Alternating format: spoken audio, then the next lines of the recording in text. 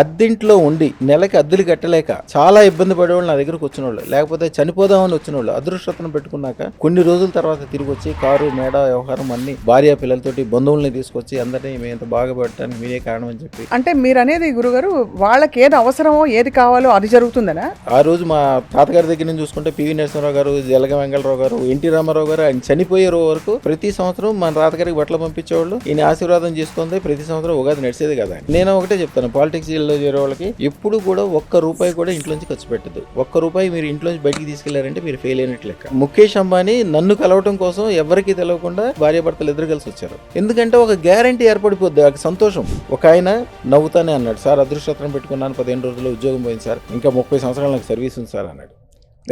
అంటే నవ్వుతున్నారు కదా, ఉద్యోగం పోతే బాధపడతారుగా, నవ్వుతున్నారు ఎందుకు అనుకున్నా. సో అంటే కొన్ని తొలగిపోయినా కూడా జీవితం నుంచి సరైన పరిస్థితికి వెళ్ళడానికి అది సహకరిస్తుంది.